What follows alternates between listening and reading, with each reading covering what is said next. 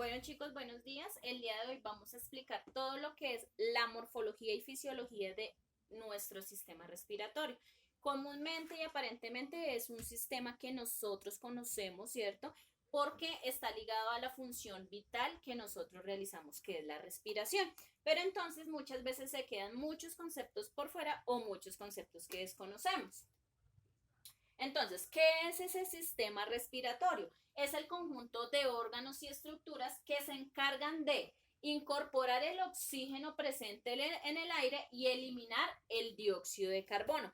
Eso sí estamos hablando de un sistema como nosotros, ¿cierto? Pero si habláramos de las plantas, digamos que su proceso es todo lo contrario, ¿cierto? Entonces las plantas lo que respiran es el dióxido de carbono y eliminan el oxígeno, que es el que denominamos que está presente en el aire y nos ayuda a todo en nuestro proceso, ¿cierto?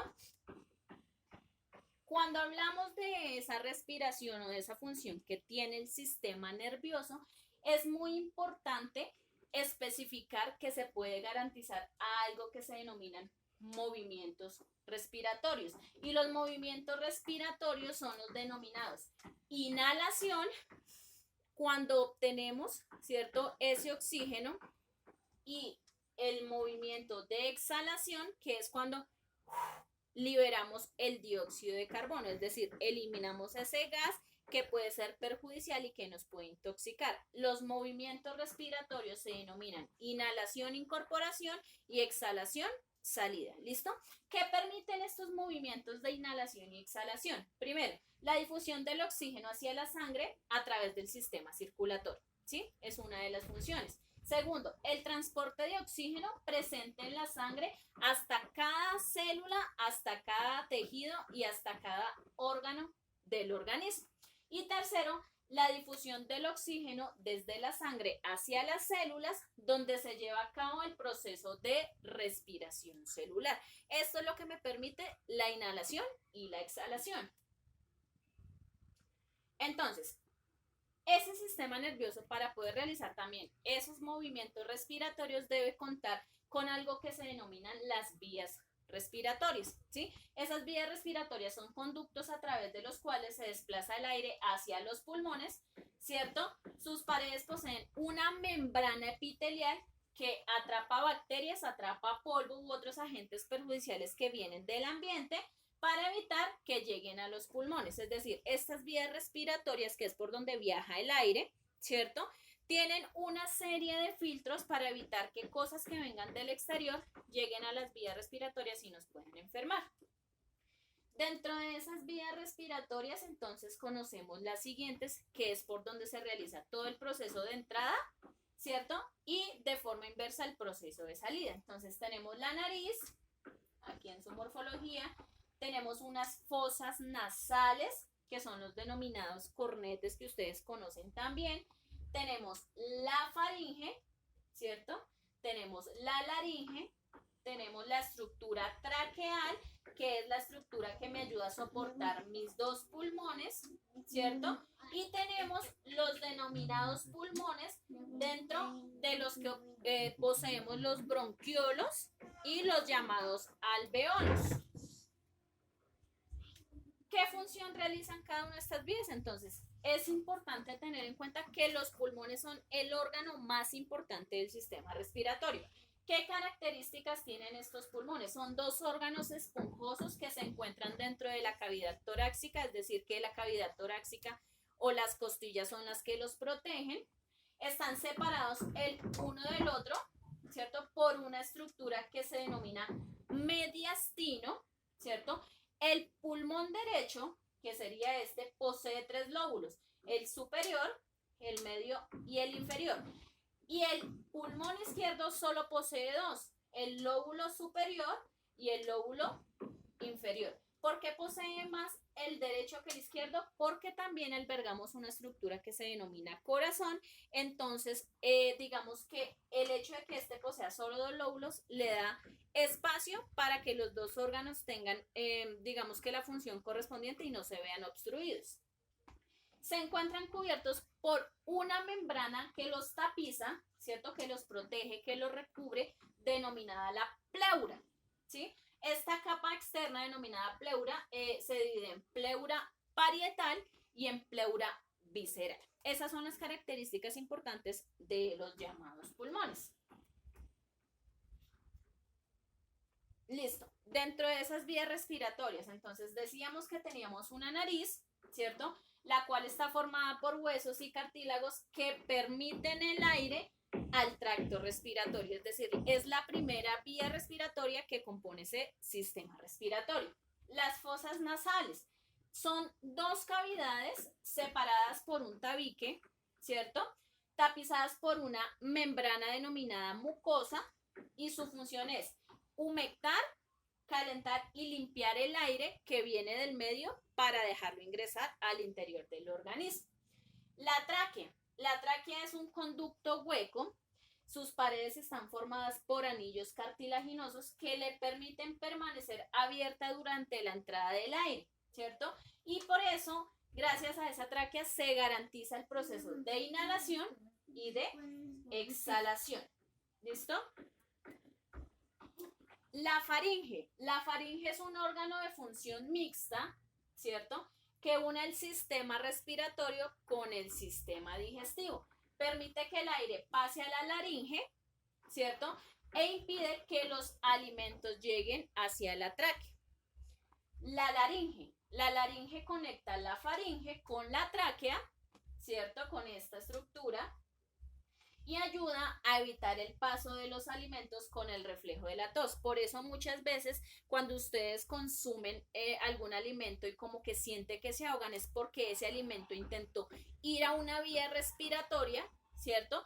Y lo que el cuerpo hace es reaccionar y devolver la comida para que llegue al tracto que debe llegar. Por eso muchas veces he escuchado que dicen que se les fue por el camino viejo. No es por el camino viejo. Eso científicamente quiere decir que la comida quería llegar, era un tracto respiratorio y el sistema reaccionó para devolverlo y digamos que llevarlo a la vía indicada. Por eso es que reaccionamos con la tos, porque intentamos ahogarnos. Los bronquios, ¿sí? Son dos conductos provenientes de la tráquea que se dividen en bronquiolos y en alveolos, es decir, al interior de esos pulmones tenemos unas estructuras muy importantes que son los bronquiolos y los alveolos, que son estas estructuras membranosas que estamos observando en la imagen, ¿cierto? Donde ocurre el intercambio gaseoso entre el sistema respiratorio y el sistema circulatorio, es decir, que en los alveolos es donde se realiza todo ese intercambio de oxígeno con dióxido de carbono. Ese recorrido del aire, ¿cierto? Desde el momento que ingresa, el intercambio gaseoso y todo lo que debe realizar para que salga por el proceso de exhalación, tiene unas fases de cumplimiento. La primera se denomina fase pulmonar.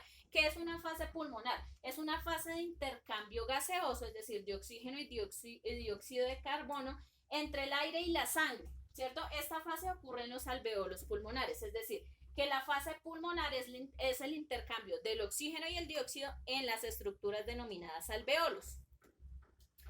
Fase sanguínea es la fase en la que la sangre transporta los gases respiratorios por todo el cuerpo. Esto es posible gracias a la hemoglobina que transporta el oxígeno y el plasma sanguíneo que transporta el dióxido de carbono. Entonces la fase sanguínea es la fase por donde ese oxígeno viaja a través de la sangre, ¿cierto? Y ese dióxido de carbono viaja a través de la sangre. Y la fase celular es la fase en la que se realiza el intercambio gaseoso entre el sistema circulatorio y las células del cuerpo. Es decir, es un intercambio de los gases, pero a nivel celular. ¿Qué es la mecánica respiratoria? Entonces, la mecánica respiratoria es cuando el aire llega al interior de los pulmones a través de las vías respiratorias. Ese intercambio gaseoso se denomina hematosis.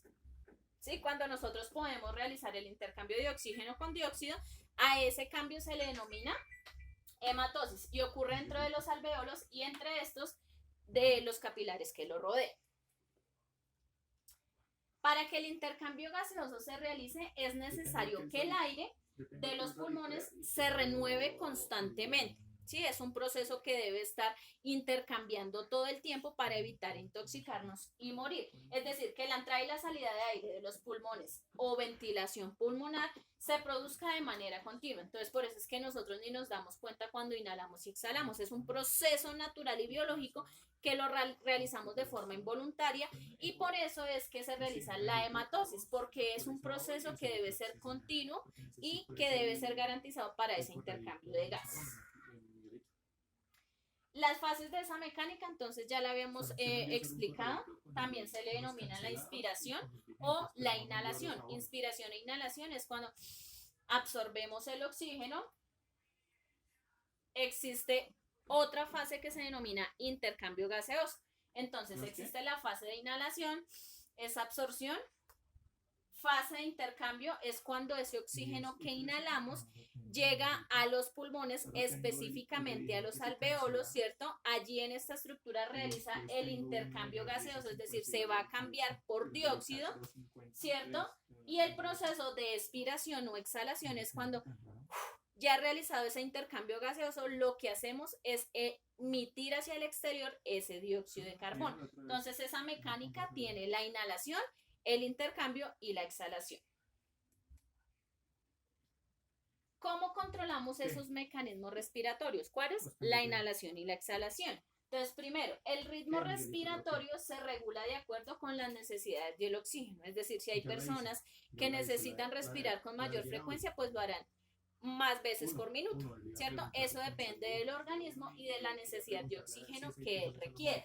Segundo, durante el ejercicio, cuando hacemos actividad física, se aumenta la frecuencia respiratoria, ¿cierto? Y se utilizan los volúmenes de reserva. Durante la respiración tranquila baja la frecuencia. Es decir, que cuando nosotros realizamos ejercicio, gracias a que tenemos unas reservas respiratorias, es que podemos manejar todo y controlar ese intercambio gaseoso.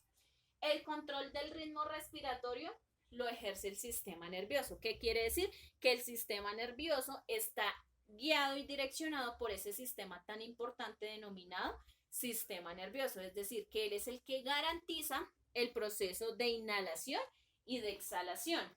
Existen receptores químicos en las arterias y en el cerebro que captan los niveles de oxígeno, gas carbónico e hidrógeno y se encargan de transmitir los mensajes al centro respiratorio. ¿Qué quiere decir? Que gracias a que tenemos unos receptores químicos tanto en las arterias como en el cerebro, esos niveles de oxígeno pueden, digamos que realizar toda su mecánica funcional.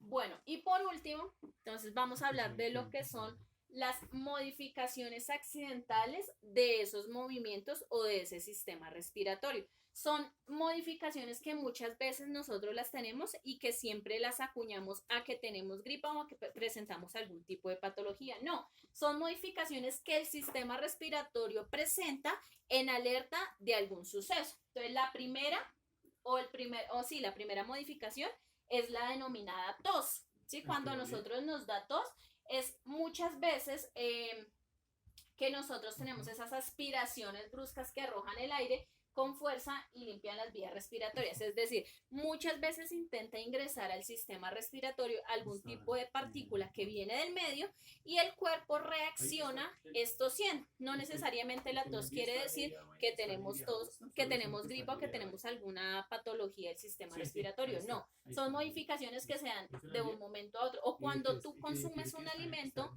¿cierto? Y se intenta ir por una vía respiratoria, de inmediato te da tos para devolver esa comida y enviarla por el tracto digestivo. El estornudo, ¿sí? Muchas veces nos da estornudo. Entonces es una aspiración fuerte y brusca precedida de una inspiración lenta. Se produce por irritación de la mucosa nasal. Lo mismo, muchas veces ingresan a nuestras fosas o a nuestra nariz algunas partículas que le irritan. Entonces eso lo que hace es producirnos estornudo. Muchas veces es porque presentamos alergias al frío, a olores fuertes, al polvo, pero son, digamos que sustancias que vienen del medio externo. El hipo, cuando nos da hipo, ¿cierto? Es una inspiración fuerte y brusca y se produce por la irritación del nervio frénico que controla las contracciones del músculo de diafragma. Refleja la enfermedad del asma. Muchas veces cuando nos da hipo es porque la cantidad de oxígeno que ingresa no es la misma cantidad de dióxido que sale y nuestro cuerpo muchas veces se llena de gases que no necesita. Entonces esa respuesta o esa modificación se presenta cuando nos da el hipo. O muchas veces también el hipo da cuando quedamos extremadamente llenos, ¿cierto? Entonces cuando quedamos extremadamente llenos, esa comida tiende a invadir lo que son las estructuras respiratorias y ese sistema respiratorio entonces en forma de hipo con movimientos peristálticos del diafragma intenta devolver esa comida.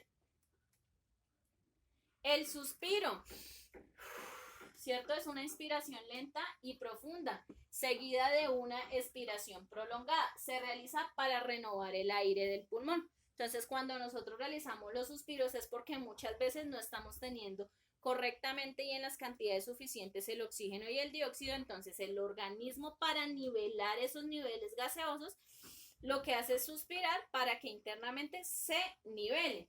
El sollozo, que es el llanto, entonces son expiraciones e inspiraciones cortas y sonoras producidas por contracciones pequeñas y rápidas del diafragma. Entonces muchas veces el llorar también es una modificación del sistema respiratorio ya que ella ayuda a equilibrar los gases.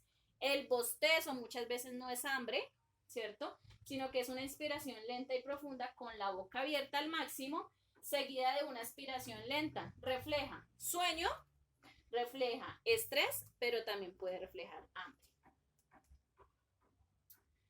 Bueno, y dentro de las patologías que puede presentar ese sistema respiratorio encontramos las más frecuentes y quizás las más graves.